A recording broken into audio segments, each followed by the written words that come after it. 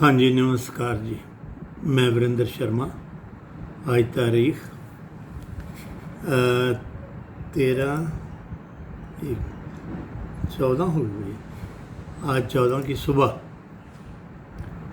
कोई 9-10 बजे नहीं है, अभी का टाइम है।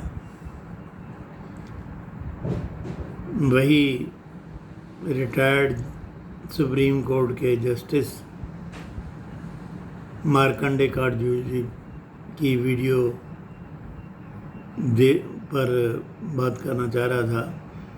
जो इंटरव्यू मैंने अपनी पहली वीडियो में 21/1/2012 की बात करी थी, राज्यसभा टीवी पर आया था। उसमें कुछ और भी इशू रह गए थे जो मैं अभी लेना चाह रहा हूँ। सॉरी, पहले तो एक बात वो गाय के संबंध में रह गई थी एग्जांपल देने वाली। एक्चुअली वीडियो मेरी बड़ी लंबी हो जाती है, मेरा मतलब कि मेरे को पता नहीं चलता, नया नया हूँ ना। तो एक अभी भी हैं श्री सुरेंद्र कुमार जी शर्मा, SHO थे पिंजौर में,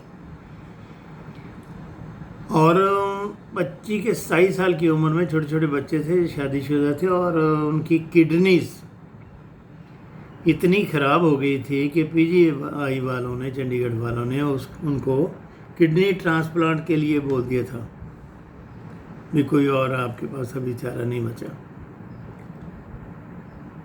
तो किसी महात्मा ने उनको बताया। अब ये किडनी ट्रांसप्लांट उन दिनों में चंडीगढ़ या दिल्ली में नहीं हुआ करती थी, मद्रास वगैरह, और वहाँ जाकर इतने महीनों छोटे छोटे बच्चे परिवार को छोड़ के रहना, और वहाँ का खर्चा कई 20-30 लाख रुपए का कहाँ से आता। तो कोई चारा नहीं था। फिर हो गए महात्माओं के पीछे, और किसी ने बताया भी आपके घर में गौ वगैरह रखी? कहते नहीं। वो कहते भी ज़रूरी है, रखो। चलो, वही दवाई जो पहले चल रही थी, कोई उम्मीद तो नहीं थी ज़्यादा।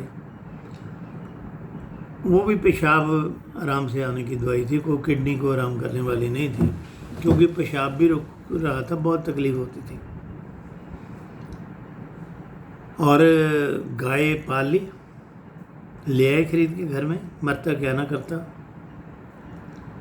और कुदरत की करनी ऐसी हुई, धीरे धीरे गाय की सेवा करने लगे, उठने लगे। एग्जैक्टली तो मैं कह नहीं सकता, परंतु मैं ये जज ही कर सकता हूँ। इसका कारण वो भी ऐसे ही मानते हैं कि ये जो एंटीबॉडीज क्रिएट हुई, और उसको गाय को चारा देना, उसको साफ़ सफाई रखना, गोबर पेशाब क्लीन करना, दूध दोना, इन सब से ना उनकी धीरे धीरे ना जान आने लगी शरीर में, और ताकत बढ़ने लगी।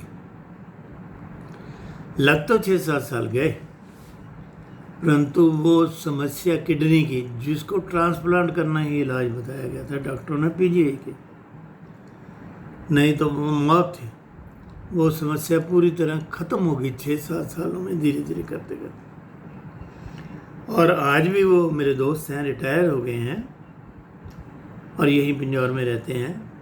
बढ़िया घर बनाया हुआ है, बच्चे बड़े हो गए हैं, कोई बीमारी नहीं उनको। उसके बाद ऐसी श्रद्धा जगी गाय के प्रति उनकी, ये काटजू जी कहते हैं जानवर है, काट के खा जाओ, मैं खा जाता हूँ।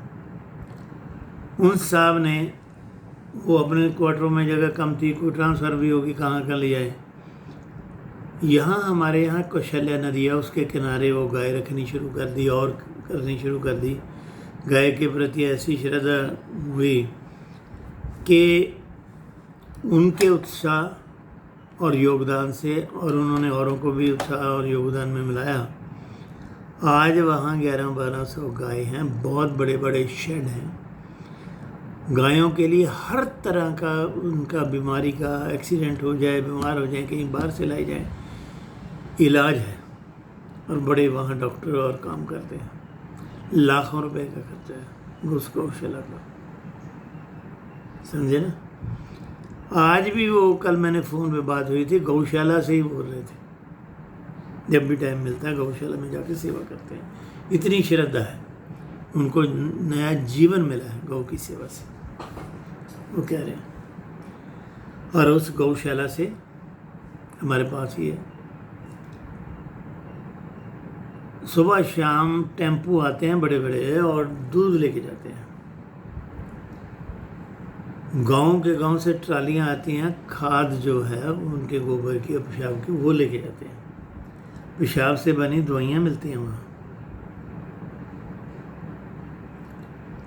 बीमार गऊ कहीं से भी हो वो ले जाओ, रख लेते हैं, उसका इलाज करते हैं, समझाई, उसको संभालते हैं। किसी को कहीं भी कोई एरिया शहर में गांव में तकलीफ़ हो जाए, गाय बीमार पड़ी हो, एक्सीडेंट पड़ी हो, उनको समस्या होती है, कीड़े पड़ जाते हैं, मुश्क आता है, परंतु वो संभालते हैं, देखते हैं। गौशाला वाले कितना बढ़िया काम है। ये उदाहरण देनी उसमें मैं और फ़ायदों के अलावा भूल गया था। और शायद उन्होंने लकड़ी वो जलाने के लिए मशीन भी गोबर से, कई जगह मैंने वीडियो देखी है यूट्यूब पे, बनाते हैं आकर, जो शमशान घाट में मुर्दों को जलाते हैं, या और भी कई जगह जहाँ लकड़ी की ज़रूरत हो, वो गोबर को ना प्रेस करके उसकी रॉड्स बना लेते हैं सुखा के, और वो जलाने के काम आती हैं। जैसे हमारे गांव में पहले ओपले बनाती थी ना लेडीज़, ऐसे वहाँ में डेयरी फार्म में बनते हैं। एनी हाउ, ये तो होगी गौ माता, जिसको वो कह रहे थे अभी ये तो जानवर है, मैं तो खाता हूँ, इसको खा जाना चाहिए, क्या फ़ायदा है। चलिए, ये मेरे वीडियो में मिले। अभी जो रह गई बात थी काटजू साहब की, वो ये कहते हैं थे भी दुनिया में केवल उर्दू ही एक ऐसी भाषा है जिसमें आप दिल के जज्बात और अपने इमोशंस ज़ाहिर कर सकते हैं, और किसी भाषा में ये संभव ही नहीं है। इस देश का, भारत का कल्चर केवल संस्कृत और उर्दू भाषा का है। इसलिए उन्होंने इलाहाबाद हाई कोर्ट में जज रहते हुए एक फैसला में ऑर्डर दिया था कि 3rd और 7th स्टैंडर्ड तक हर स्कूल में उत्तर प्रदेश के बच्चों को संस्कृत और उर्दू पढ़ाना लाजमी किया जाए। ये कोई ऑप्शन नहीं होगा। अब जो मेरे दिमाग में आता है वो ये है, काटजू साहब आप भी कह रहे हैं अमेरिका मूर्खा में गया हूँ, मैंने भी 27 कंट्री देखी। आपने उन देशों में कभी जाकर, या वीडियो देख रहे हैं यूट्यूब पे, उन देशों के लोगों को उनकी अपनी भाषा में उनके गीत पोइट्री सुनकर हंसते, रोते, नाचते, गाते, अपने देश के लिए लड़ने मरने के लिए तैयार होते नहीं देखा क्या? ये क्या उनको, उनके बच्चों को ऐसे जज्बात और कौम और देश के लिए मर मिटने के जो है आइडियाज़ या इमोशंस पहुँचाने के बगैर ही हो गया? वो क्या उर्दू भाषा में ही पहुँचाते हैं अपने बच्चों और उनको? ये सारी आप पता नहीं कहाँ कहाँ से आपने नोशन उल्टे पुल्टे दिमाग में बैठा रखे हैं। मेरे को लग रहा है अभी आप ना बड़े दकियानुसी, और पता नहीं कानून पढ़ के आप पता नहीं कैसे जज हो गए, उसमें हो सकता है ठीक होंगे, परंतु ऐसी ऐसी बातें आप करते हैं स्टेजों पे आके और यूट्यूब पे वीडियो पे दे हैं। ना समझ लोग भी कुछ मज़े लेते हैं, कुछ आपको सनकी भी कहते हैं, कुछ ताड़ियाँ भी मार देते होंगे ना समझे में, परंतु ये सारी इम्प्रैक्टिकल आप ना अपनी नोशंस पाले बैठे हैं दिमाग में, इनको निकाल दीजिए प्लीज़। आप चाहे किसी भी देश में, आप कह रहे हैं जी मैंने वो सारे देशों की लगभग 10-20 बड़े देशों की पोइट्रीज पढ़ रखी हैं, कोई भाषा ऐसी कैपेबल नहीं जो आपके दिल के जज्बात और इमोशंस और सेंटिमेंट्स दूसरों को पहुंचा सके। कभी उनको उर्दू की आप शायरी सुनवा के, समझिए, उसके मायने भी बता के, और उनको पूछिए कि उनकी अपनी पोइट्री में ये भी जो जज्बात आपको मिले हैं, समझाइए है, इमोशन पहुँचे हैं, वो आपकी मेरे ख्याल भी आपकी अपनी भाषा में नहीं हो सकती। तब वो आपको ना, आपको ज़रा होश में लाएंगे, समझ आई? आप ज़रा करके देखिए। सबको अपनी चीज़ ही बड़ी लगती है, अपनी थाली में लड्डू लगता है। एक्चुअली आप खो के डड्डू हैं, समझ आई?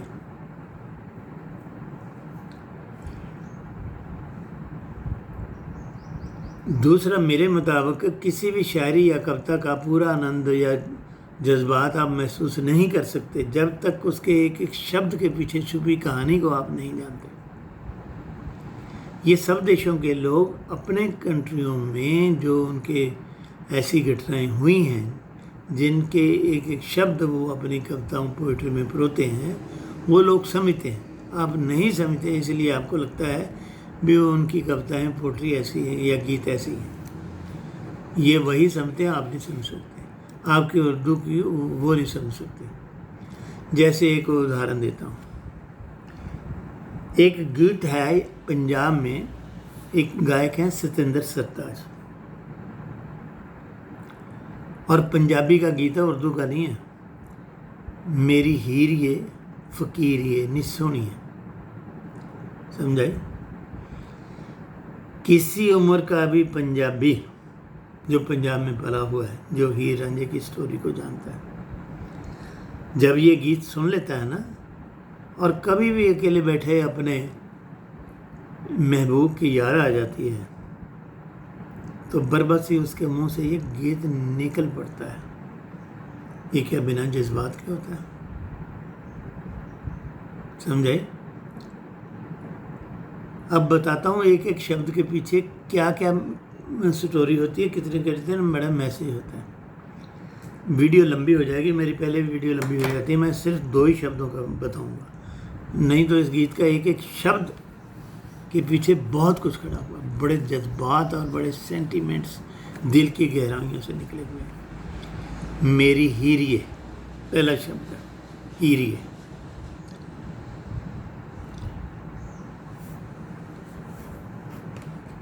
इसका मतलब ये है भी आप मेरे को ऐसा महसूस होता है, उतना प्यार करती हो जितना हीर ने अपने रांझे को किया था।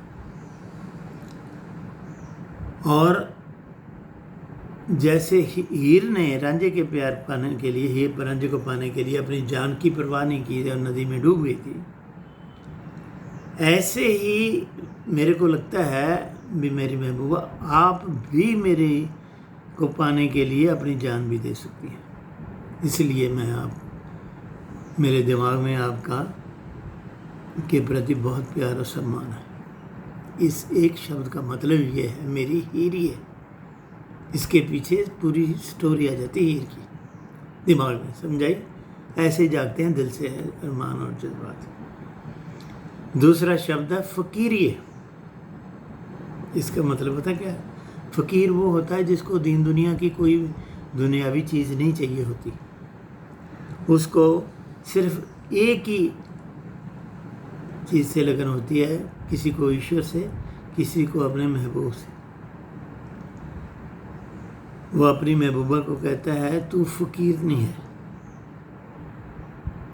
जिसने, मेरे को ऐसा महसूस हो रहा है तू फ़कीर नहीं है, जो दुनिया की किसी दौलत की किसी को परवाह नहीं करती और सब को छोड़ के मेरे को पाने और मेरे पास आने के लिए तैयार हो। अब समझाइए? और इसलिए मैं आपको भी उतना ही प्यार और आपका उतना ही सम्मान करता हूँ। ये 2 शब्दों को बोल के पीछे कहानी है, समझाइए? ये उर्दू में नहीं है, ये पंजाबी का गीत है। इस शब्द का पूरे गीत के शब्दों का एक एक शब्द आपके दिल दिमाग के अंदर घुस जाता है और आप किसी और ही दुनिया में चले जाते हैं। समझे? और दूसरे सब देशों के लोग भी अपने देश के गीतों और पोइट्री को ऐसे ही समझते और वशीभूत हो जाते हैं, मग्न हो जाते हैं। तो कोई ऐसी बात नहीं भी उर्दू में ही हो सकता है, दूसरों भाषा में संभव नहीं, हर भाषा में संभव है, बशर्ते आप एक एक शब्द के पीछे, कवि या शायर ने लिखी एक एक शब्द के पीछे उसकी स्टोरी को समझते हो। आगे ये कहते हैं जी, भारत के 90% लोग बेवकूफ़ हैं क्योंकि वो ज्योतिष में विश्वास रखते हैं।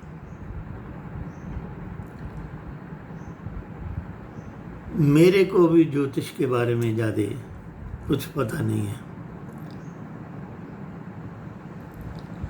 और आजकल के ज्योतिषियों की 90% से ज़्यादा भविष्यवाणियाँ गलत साबित होती हैं।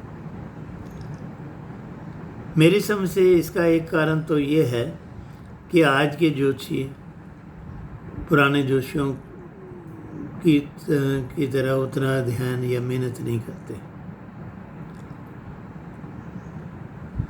दूसरा है, पिछले 100 सालों में अगर 100 साल से पहले की ज़िंदगी देखें तो कई 100 साल तकरीबन एक जैसी ही, बहुत कम अंतर धीरे धीरे आया, परंतु ये पिछले 100 साल में एकदम ही बहुत तेज़ी से, और हर रोज़ अभी भी रोज़ नए नए उपकरण, हथियार, फैसिलिटीज़ लोगों के लिए, घर, सड़कें नई नई आ रही हैं। बहुत तेज़ी से ये दुनिया और दुनिया के रोज़गार और आराम के साधन वगैरह बदल रहे हैं, और इसलिए उनके लोगों के काम करने के धंधे या प्रोफेशन भी बदल रहे हैं।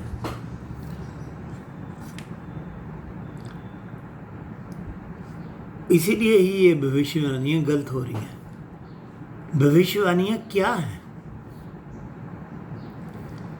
मेरी समझ से तो ये पुराने जो लोगों ने बचपन से, बुजुर्गों ने देखा बचपन से लोगों की कैसे उनका शरीर, बनावट, हाथों पैरों की बनावट, चेहरे की और लकीरें, और उनके बात करने का ढंग, उनके जेनेटिक माँ बाप का, वो देख के उनकी ज़िंदगी में क्या क्या घटित हुआ है ज़्यादातर लोगों की, उसी जानकारी का संग्रह है ये ज्योतिष।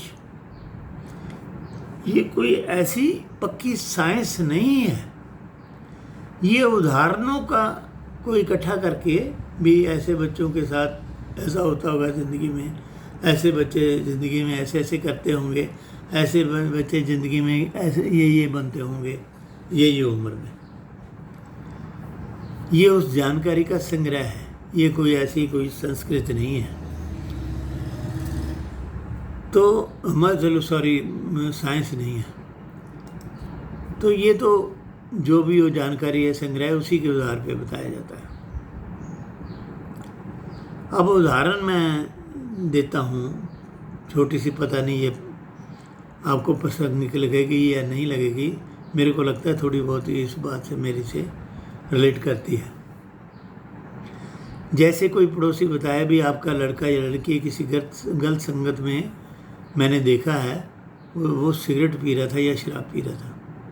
अगर तो घर वाले कहें ये पड़ोसी हमारा पागल है, हमारे बच्चों को बदनाम कर रहा है, तो इग्नोर कर दें तो और बात है। मतलब अगर तो वो ध्यान करके बच्चे को रोक लें तो ठीक है, और इग्नोर कर दें तो उनमें शर्त है मेरे हिसाब से, या मैंने देखा है, आधे लड़के तो ज़रूर कुछ देर बाद माँ बाप के अपने के सामने और हर रिश्तेदारों के सामने ही सिगरेट और शराब रेगुलर पीना शुरू कर देते, और अल्टीमेटली कई तो उनमें 10-20% कोई बहुत ही ज़्यादा 5-10% तो नशेड़ी होकर जीवन में व्यतीत करते हैं, समझिए ना। अब कुछ लोग दूसरे जिन्होंने सुनी हो ये उस बुजुर्ग की बात, वो कहने लगे यार ये तो भगवान की तरह है, ये तो ज्योतिषी है, ये तो पता नहीं है भविष्यवाणी करता है। तो अनजान लोगों को ना समझे यंग लोगों को लगेगा ये बुजुर्ग तो यार बहुत बड़ा ज्योतिषी है तकरीबन, और भी पूछने लगते हैं। एक्चुअली वो जानकारी या जो भी बुजुर्ग बोल रहा होता है उसने जो ज़िंदगी में अपने में नौजवानों के साथ होता हुआ देखा होता है उस आधार पर उसकी वो जानकारी होती है। ये जैसे ये ज्योतिष में दी गई है और ये इसी प्रकार ये ऐसी जानकारियाँ ज्योतिष में दी गई हैं।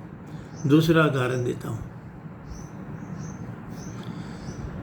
अगर कोई आपका लड़का या लड़की पड़ोस में या अपने दोस्तों या और किसी के साथ कोई ज़्यादती करता है और आप उसको रोकते नहीं हो, खुश होते हो और उसको उत्साहित भी करते हैं, जो माँ बाप बैक भी करते हैं, तो कई बार मैंने देखा है कुछ समझदार लोग ऐसी बातों को देखकर कह देते हैं ये लड़का या लड़की किसी न किसी दिन इन्हीं अपने माँ बाप जो इनको बैक कर रहे हैं, खुश हो रहे हैं ना, इन्हीं का सिर पाड़ेगा, इन्हीं के साथ ज्यादती करेगा।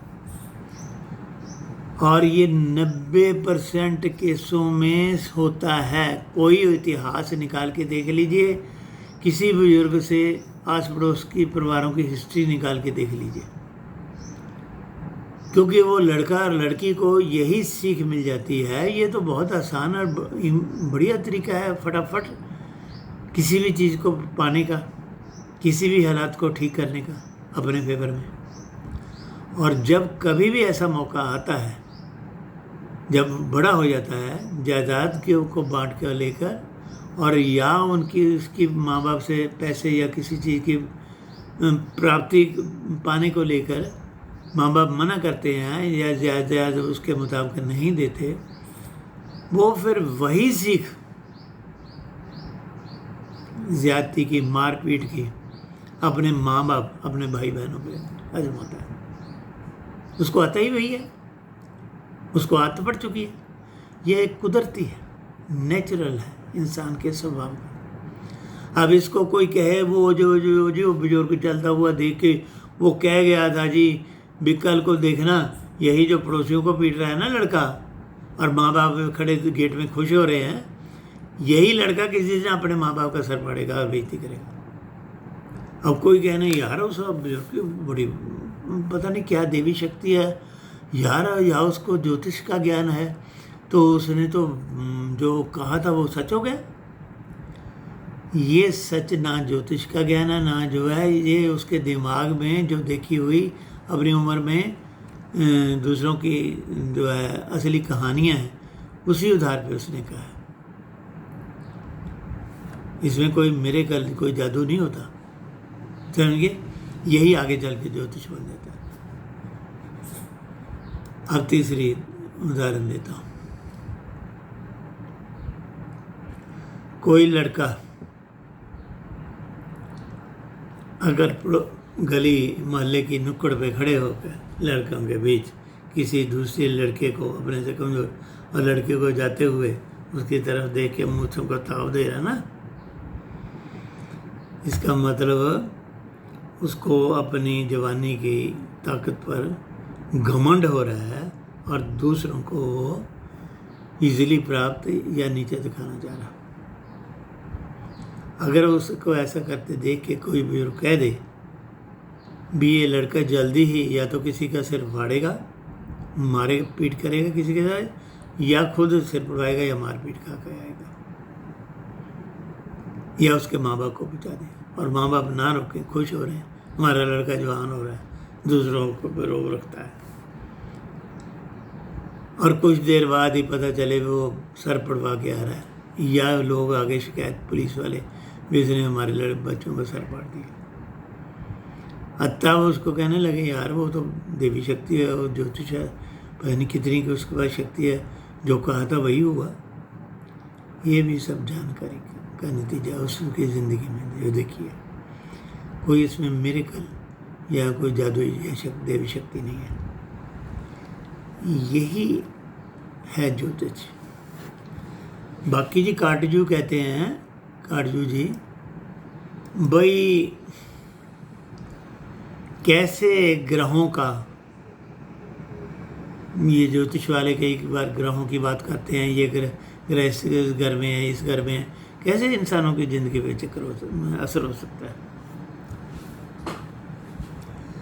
पता नहीं। मेरे को तो बचपन में स्कूल में पढ़ाया गया था भी ये सब ग्रह, ज़मीन और चांद सितारे, ये में गुरुत्वाकर्षण शक्ति है, ये एक ऐसे चक्कर में पड़ गए हैं कि गुरुत्वाकर्षण की शक्ति में भी एक दूसरे के इर्द गिर्द घूमते रहते हैं, और वो गुरुत्वाकर्षण की शक्ति की वजह से इनको ये एग्जैक्ट गोल चक्कर में नहीं घूम सकते।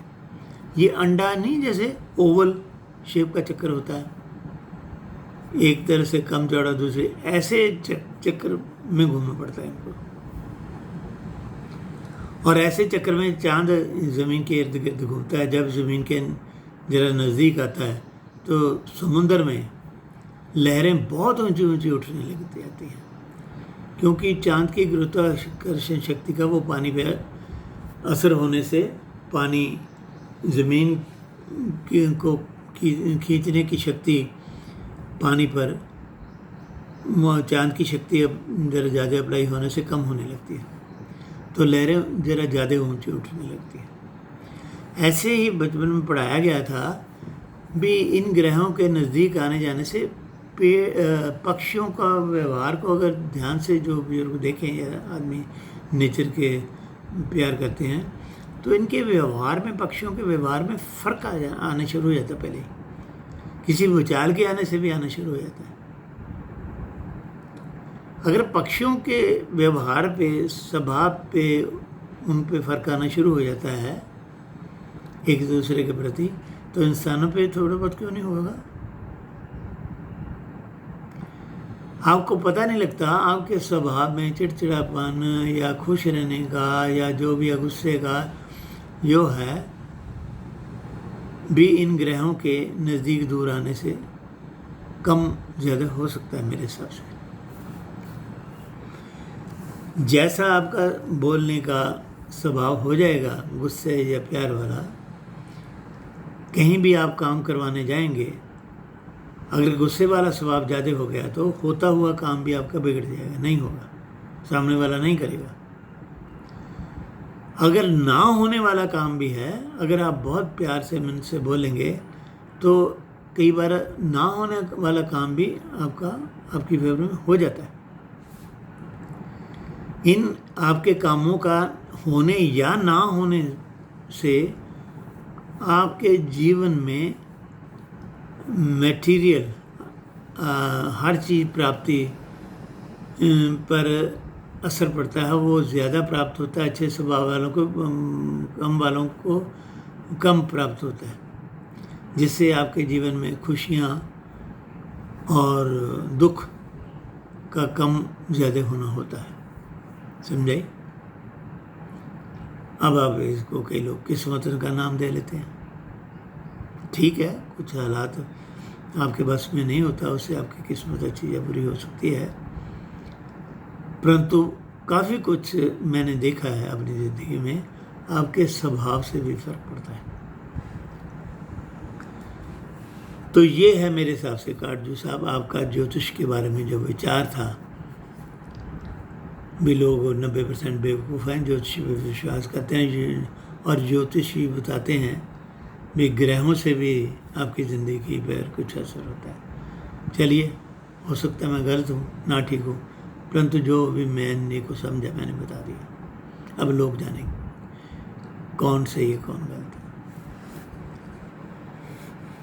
अब आ गया जी काटजू साहब कहते हैं जी सहायता, जो पहले लिखते थे ना, सहायता दो प्रकार का होता है। एक सहायता सिर्फ सहायता के लिए लिखा जाता है, एक सहायता होता है समाज की भलाई के लिए।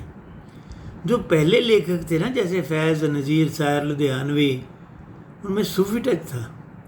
और हिंदी के जैसे दिनकर जी, शरतचंद्र, मंटो साहब, उनमें कोई बात थी, कोई समाज की भलाई के लिए, कोई वो देश की भलाई के लिए वो कविता या पोइट्री लिखते थे। आज के तो सब बेकार हैं।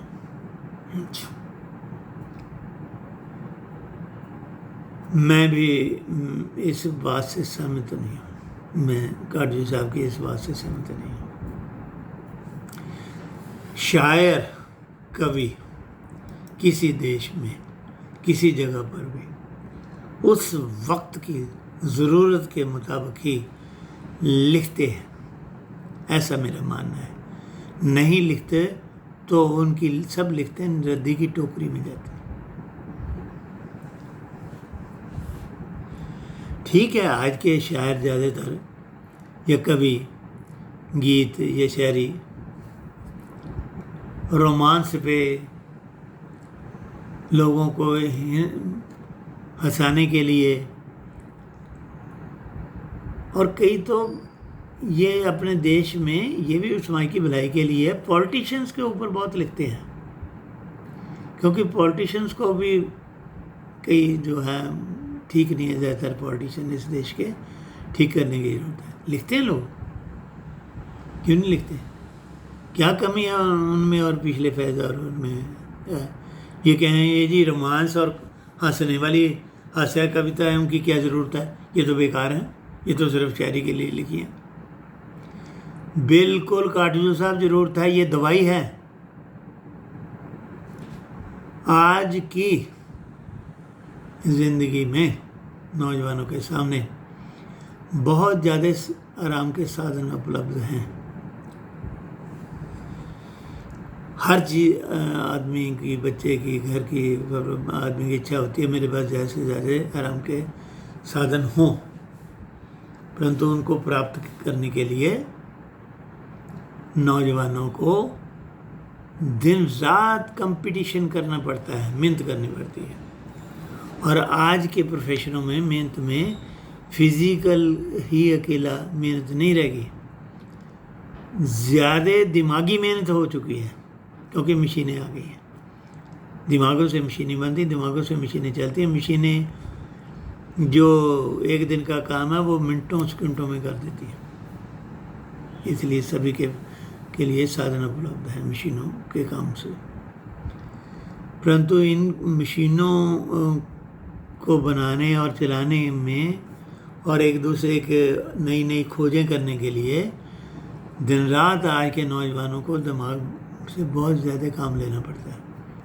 उनके दिमाग में बहुत स्ट्रेस रहती है। स्ट्रेस को रिलीज़ करने का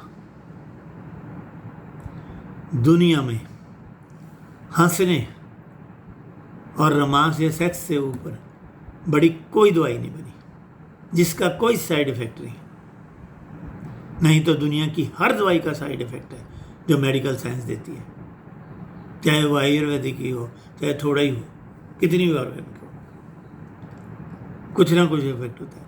परंतु हंसना और ये रोमांस करना या इसकी बातें करना दुनिया की ऐसी बढ़िया दवाइयाँ हैं जिनका किसी मनुष्य पे कोई साइड इफ़ेक्ट नहीं, सिर्फ लाभ ही लाभ है।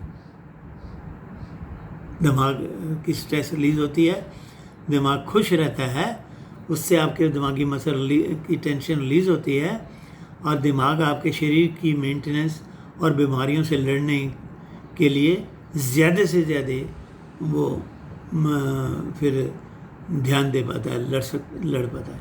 ये दिमाग ही है जो आपकी बीमारियों से, बाहर से आए कीटाणुओं से, हर डिसऑर्डर से बीमारी को ठीक करता है और उससे लड़ता है। समझाई? ये आज की शायरी पुराने शायरों से भी कोई कम नहीं है, ये दवाई है। समझे? आगे बहुत इनकी 2-3 वीडियो और देखिए, उनमें भी हर वीडियो में पता नहीं क्यों ये मेरे को तो कुछ शक तो होता है उल्टा पुल्टा इन पे। ये अंत में यही बात करते हैं, अगला जो पीरियड है ना जी 15-20 सालों का है भारत पे, इंडिया पे, वो ट्रांजिशन पीरियड है और बहुत खतरनाक है। मुल्क में मार काट हो जाएगी, मुल्क में एक दूसरे को ये हो जाएगा, वो हो जाएगा। ये क्योंकि डेमोक्रेटिक सिस्टम बिल्कुल ही फेल है, ये किसी काम का नहीं। इसको उखाड़ फेंक देना चाहिए, नौजवानों को क्रांति कर देनी चाहिए देश में। और ऐसी सरकार जो आज हैं डेमोक्रेटिक देश में, इनको उखाड़ फेंक देना चाहिए, तभी इस देश की हर समस्या का समाधान है इसी में।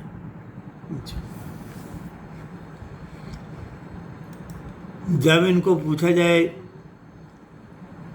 भी क्या समस्या है डेमोक्रेसी में अपने देश में, तो एक दो वही घिसे पिटे जो पॉलिटिशियन दूसरे करते हैं।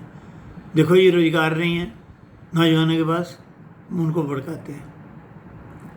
देखो जी किसान आत्महत्या कर रहे हैं, मतलब किसान भी बढ़ते हैं, उनकी गिनती बहुत है। देखो जी यहाँ जात पात है, ताकि जात पात पे के नाम पे लोगों को आपस में बांटा जाए। ये ऐसी ऐसी नीच बातें करते हैं इस देश को हानि पहुँचाने के लिए। समझ नहीं आते भी ये आदमी देशभक्त है या देश का दुश्मन है। और फिर ये भी कहते हैं, अगर कोई पूछे कैसे हो जाएगा, चीन में नहीं देखा, चीन कितना तरक्की कर गया। अच्छा, लोग नौजवान कई नहीं, उनको पता है, इनको जवाब नहीं दे सकते हैं। मैं बताता हूँ काटू साहब, चीन में कम्युनिस्ट पार्टी का राज पिछले 30 साल से है या उससे भी पहले सैकड़ों साल से है। 30 साल पहले कम्युनिस्ट पार्टी का राज चीन में बहुत सालों से है, बहुत पहले से। मेरे को इतना नॉलेज नहीं है पूरी कितने सालों से है, परंतु 30 सालों से बहुत पहले से है, क्योंकि मेरी उम्र 72+ है। मैंने तो बचपन से मैं देखा, वहाँ से सुना है, वहाँ कम्युनिस्ट पार्टी एक ही पार्टी राज करे चीन और रशिया में। क्या चीन 30 साल पहले चीन के लोगों का जीवन स्तर इंडिया के लोगों के बराबर भी था? चीन के लोग इंडिया के लोगों से भी बहुत ज़्यादा गरीब थे और पूरी दुनिया में नकम्मे जाने जाते थे और नशेड़ी जाने जाते। अफीमची कहते थे इनको, वो अफीमची चीनी अफीमची है, अफीम खा के पड़े रहते हैं। ये कम्युनिस्ट पार्टी ने ऐसा बना रखा था। मालूम है चीन ने कैसे तरक्की करी? आप ये नहीं बताएंगे, ना बताएंगे वो चीनी अफीमची थे 30 साल पहले, इंडिया के मुकाबले गरीब थे। असलियत नहीं बताते आप लोग नौजवानों को, जिनको पता। चीन में तियानमेन चौक में चीन को उनके स्टूडेंट कुछ बाहर चले गए तो उन्होंने कहा हमारे देश में भी डेमोक्रेसी होनी चाहिए। चीन ने अपने देश में उनकी राजधानी बीजिंग में तियानमेन चौक पे अपने देश को लोगों, लड़कों या नौजवानों को, हज़ारों नौजवानों को गोलियों से और टैंकों के नीचे देके जो नहीं हटे मार दिया था, मालूम है? तब से चीन को समझ आ गई थी और किसानों को उकसा के सब स्टूडेंटों को उल्ट कर दिया जो इस बात की बात करे देश में बगावत की डेमोक्रेसी लाने के, ये दुश्मन है देश का, इनको मार देना चाहिए। ये चीन की चाल, अमेरिका की चाल में ऐसी बातें कर रहे हैं, ऐसे किसानों को बनवा दिया था। उसके बाद परंतु ये कम्युनिस्ट पार्टी के लीडरों को समझ आ गई थी ये ऐसे अभी चलेगा नहीं, और ये आंदोलन जब किसानों को भी समझ आएगी फिर हमसे नहीं रोका जाएगा, हमारा राज चला जाएगा। तब इन्होंने बहुत सोचा, लीडरों ने बैठ के सोच के फिर क्या किया, अपनी ही पार्टी, एक ही पार्टी का रहे भी रहे हमारी पार्टी का, परंतु भाई देश में तो तरक्की देनी पड़ेगी, लोगों को दुखी होके जाते सड़कों पे आते हैं। इन्होंने फिर Europe, Japan, Korea, America, Canada, Australia, सब जगह पूरी दुनिया से, भारत से भी वहाँ जाके फैक्ट्रियाँ लगी लोगों की, फ्री ज़मीनें, सब जो कानून उनको चाहिए वैसे चेंज कर दिए लेबर के ख़िलाफ़, और जो सहूलतें चाहिए सब दी। उनको कहा हमारे देश में बहुत सस्ती है लेबर, आइए फैक्ट्रियाँ लगाइए, आपको बहुत प्रॉफिट होगा। तो क्या कम्युनिस्ट पार्टी ने जो सरकारी इदारे चलते थे उनसे तरक्की कर ली? ये सब तरक्की जो है चीन में प्राइवेट कंपनियों ने की है, जिनके खिलाफ आप और ये कोई पार्टियां आज भी कह रहे हैं मोदी रेल बेच रहा है, मोदी ये बेच रहा है, मोदी सारे वो गवर्नमेंट के संस्थान बेच रहा है। पूरी दुनिया में जहाँ कहीं भी प्राइवेटाइजेशन नहीं है, गवर्नमेंट ने अपने हाथों में बिजनेस ले रखा है, सब फेल है। सब कंट्री पीछे रह गए, सब कम्युनिस्ट कंट्री, रशिया पीछे रह गया था, प्राइवेट हो गया सब, चीन हो गया था, कोरिया जो है, उत्तर कोरिया दक्षिण कोरिया देख लो, उत्तर कोरिया वही कम्युनिस्ट और गवर्नमेंट के नीचे सब, साउथ कोरिया कहाँ चला गया, East German West German. East German communist था, सारा कुछ अपने हाथ में रखा था, ख़त्म, लोग भूखे मार रहे थे। वेस्ट जर्मन में उनका स्टैंडर्ड एक ही देश था, सिर्फ विचारधारा के फर्श होने से लोग अलग अलग होकर दीवार बना ली थी राजधानी में आधे में। तो पूरा जो आधा देश ये प्राइवेटाइजेशन के हक में था, पूरा बहुत तरक्की कर गया एडवांस। और ये वो टीवी पे देखते, टीवी नहीं देखने देते थे इस जर्मन वाले। अखीर लोग को पता लगा भी हमारे भाई तो बहुत तरक्की कर, लोगों ने गवर्नमेंट से बागी होके वो दीवार तोड़ दी इस जर्मन में, और मिन्नतें कर रही गवर्नमेंट को, जाए हमारे को अपने साथ मिला लो, हम नहीं मानते। और गवर्नमेंट को मार मार भगा दिया, अपनी कम्युनिस्ट गवर्नमेंट को भाग खड़े हुए, छोड़ गए, और कंट्री एक हो गया फिर से, और सारे जर्मन मजे में आए, सिर्फ प्राइवेटाइजेशन की वजह से। समझाया? बड़े बड़े चीन, रूस, जर्मन, कोरिया जैसे देश के उससे सीख नहीं मिलती आपको, और पता नहीं लगे हुए प्रचार, और वो ऐसे ही उनके चमचे लगे हुए हैं बेवकूफ़ी में। ना आज के खतरों को, युद्ध के चीन से खतरों को समझते हैं, ना वो कोरोना के खतरों को समझते हैं। पता नहीं किस लालच में हमारा वो राहुल, जहाँ वो पप्पू आ जाएगा मंदबुद्धि, भी हमको फिर से वो हो जाएगी, या कुछ धर्म के नाम पर अंधे किए गए हुए। मोदी ऐसा, मोदी वैसा, मोदी ने देश भेज दिया, मोदी बेकार हो गए, बेरोजगारी ये अब हुआ। अरे कोरोना इंडिया में फैला है, ऐसे बेवकूफ़ है, नजर नहीं आता टीवी पे। पूरी दुनिया में इससे बुरा हाल है। इंडिया में तो बहुत बढ़िया परफॉर्मेंस दी है मोदी ने, बाद में फैला है। इतनी अनपढ़ जनता हुई, इतनी जनता ज़्यादा होते, कभी परसेंटेज निकाल के देखिए दूसरे देशों से कंपेयर करके भी, 10 लाख के पीछे उनके कितने मरे हैं, हमारे कितने मरे हैं, उनके कितने केस हुए, हमारे कितने। हालांकि अभी बहुत बियॉन्ड कंट्रोल फैलना शुरू हो गया, लोग लापरवाह हो रहे हैं दुखी होकर। तो मतलब काटजू साहब ये क्रांति करना के ना देश को जो है कमज़ोर करने की बातें छोड़ दीजिए। और मैं लोगों से भी अनुरोध करूंगा कि ऐसे चीनी एजेंट हैं, ये चीनी एजेंटों में जिनमें मैं समझता हूँ काटजू साहब भी हैं, पार्टियाँ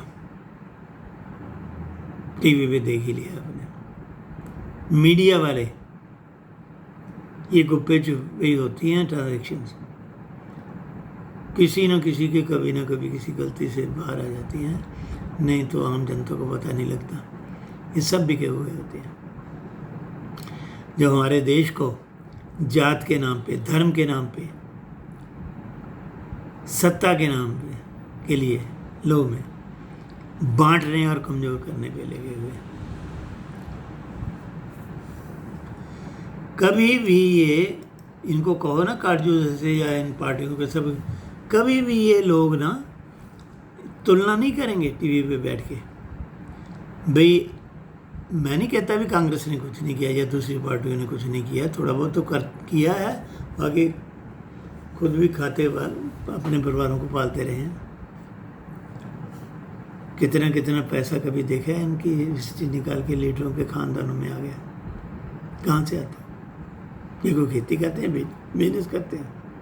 मायावती 10 रुपये कमरे में रहती थी किराए पे, कभी देखा उसके भतीजे और भाइयों और माँ बाप के पास 100-100 200 करोड़ की कोठियाँ कहाँ से आ गई? कौन सा बिजनेस किया मायावती ने, या उसके बाप ने, बुढ़े ने, या उसके भाई ने? सैकड़ों करोड़ उसके खाते में नकदी पड़ा हुआ है, प्रॉपर्टी तो अलग। यही हाल यादव फैमिली का है। यही हाल दूसरी जितनी भी ये परिवारों ने पार्टियों को प्राइवेट लिमिटेड कंपनियां बना रखा है ना, उनका है। पार्टी वही सही है जिसमें अंदर भी डेमोक्रेसी है, समझे ना, देश के लिए। अच्छा,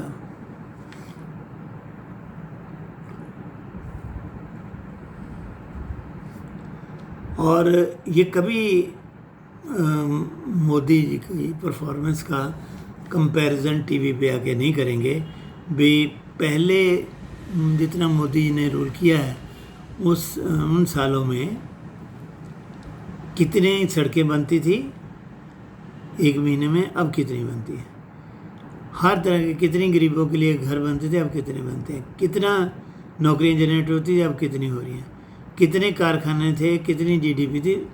किसी चीज़ की, सड़कें, घरों में बिजली, घरों में गैस सिलेंडर, लोगों को धुएं से बचाने के लिए, और इतने काम जो हथियार इंडिया में ही बन रहे हैं।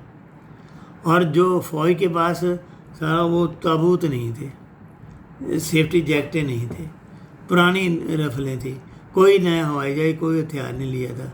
मोदी जी के आने के बाद कितनी पनडुब्बियाँ, कितने शिप, कितने जहाज, कितने वो साले वो चले गए ऊपर को, आसमान को, जो रॉकेट है जिसमें वो लॉन्च करते हैं हमारे, जो बाहर से हम लॉन्च कराते हैं इक्का दुक्का, अब लोगों के हम कर रहे हैं वो सेटेलाइट वगैरह, जो जिनसे ये हम टीवी और फ़ोन चलते हैं, टीवी देखते हैं, और भी बहुत कुछ चलता है उनसे। ये सब मोदी जी के आने में कितनी वो DRDO ने और नई नई चीज़ें दे रहे हैं। कभी कंपेयर करके देखिए, कोई नहीं करता, क्योंकि लोग फिर वो नौजवान जागरूक हो जाएंगे और वो तो फिर इन्हीं के छित्र मारेंगे उल्टा।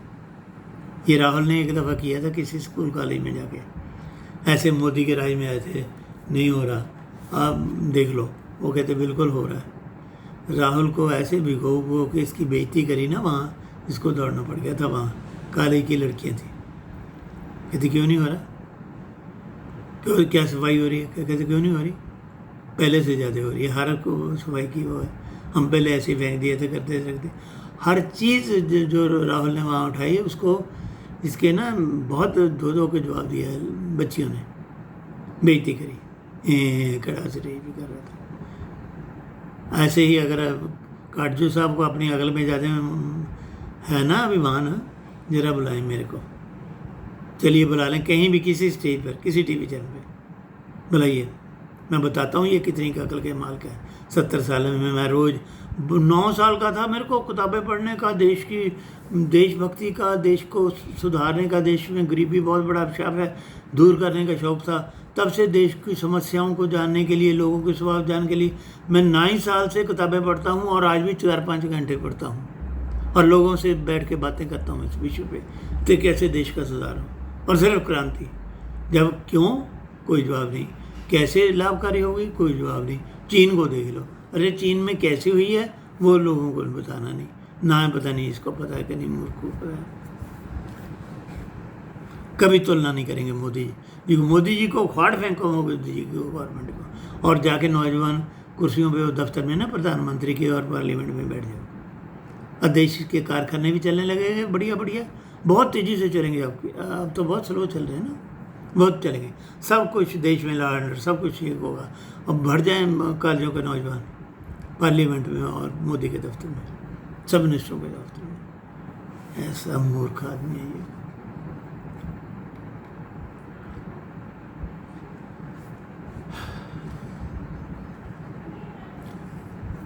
आज देश को कोरोना महामारी, ये चीन की देन है, और चीन के दुनिया को कब्जाने के इरादों से इस देश को पड़ोसी होने के नाते बहुत बड़ा खतरा है। चीन से नहीं, उसने पाकिस्तान को के फौज के नेताओं और फौज के बड़े अफसरों को भी खरीद रखा, सरकार को कर्जा ही बना रखा, और उनकी न्यूक्लियर जो है शक्तियाँ भी अपने हाथ में ले रखी हैं। उनसे अपने देश को बहुत बड़ा खतरा है। नौजवान प्लीज़ प्लीज़ ये धार्मिक जात पात के और ये चीन एजेंटों की पार्टियों और जर्नलिस्टों के बहकावे में ना आए और होश करें। जिस टहनी पे आप बैठे हैं, पेड़ की जिस टहनी पे, उसी को ना काटें। कट गई तो किसी और से पूछ लें आपका क्या हश्र होगा। आपका को पता नहीं चल रहा, आप ये नफ़रत के मैसेज एक दूसरे को भेज के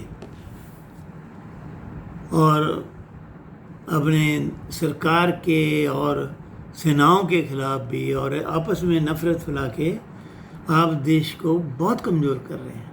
जबकि इस टाइम देश को में सभी को अपने धर्म को बुला के, अपनी जात पात को बुला के, अपनी पार्टी को बुला के, यार अगर कुछ प्राप्त करना है तो कुछ देना होता है। अगर इस देश को इंटैक्ट और चीन से युद्ध में जिताना है, इस अपने देश को, इस पेड़ की टहनी को ठीक ठाक रखना है, अपने बच्चों को, अपने परिवारों को, अपने को ठीक ही रखना चाहते हैं, अपने विषय को, आपको कुछ कुर्बानी करनी पड़ेगी, कुछ देश के लिए करना पड़ेगा। कुर्बानी की बजाय आप देश को कमज़ोर करने में लगे हुए हैं। ऐसे जो है अकल के पे पर्दा पड़ चुका है लोगों के, लगे हैं व्हाट्सएप पे और मीडिया पे नफ़रत के मैसेज फैलाने में और सरकार के खिलाफ और सेनाओं के खिलाफ, केजरीवाल जैसे लोगों के पीछे लग के क्वेश्चन उठाने में।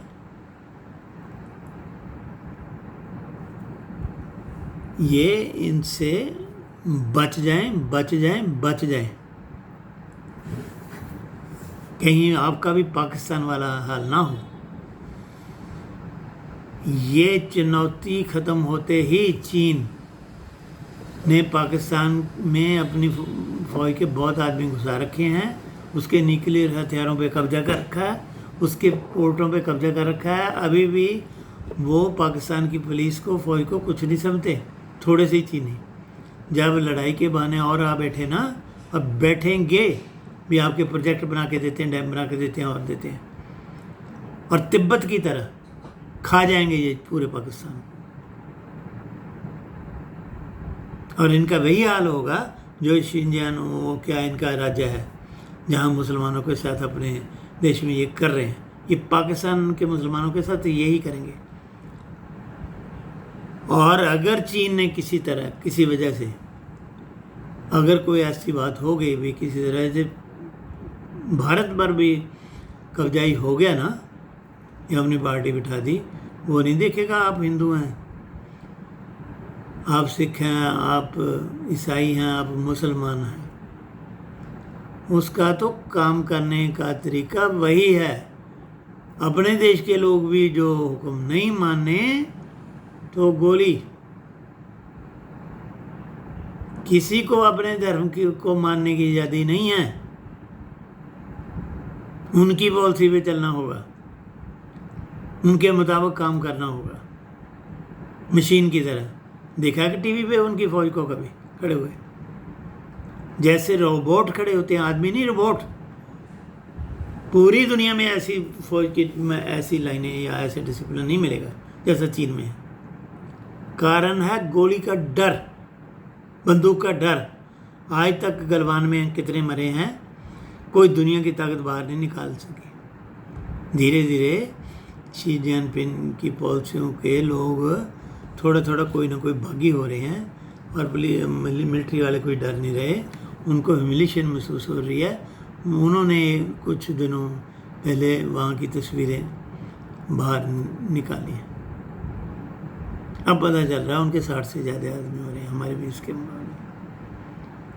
ऐसे नहीं हमारे नौजवानों ने उनकी जो है ताकतवर समझा था, पहाड़ियों पे जाके कब्जा कर लिया, उनको पीछे उठने पे मजबूर होना पड़ा। अपने नौजवानों की कदर करिए, अब इस मुसीबत में कोरोना और चीन से धमकी की गंभीरता को समझिए अपनी मौजूदा गवर्नमेंट का अच्छी है या बुरी साथ दीजिए। समझिए, अपनी सेनाओं का मनोबल ऊंचा करिए, उनकी हर तरह की मदद करिए, उनके हक में आवाज़ उठाइए। बाद में बहुत मौके मिलेंगे इस सरकार के खिलाफ बोलने के, बोल लेना जितना मर्जी बोल लेना, समझाई। और प्लीज़ ये नफ़रत के मैसेज सरकार लोगों को आपने स्वयं बांटने के भेजना बंद करिए। इन्हीं शब्दों के साथ सबका धन्यवाद। जय हिंद।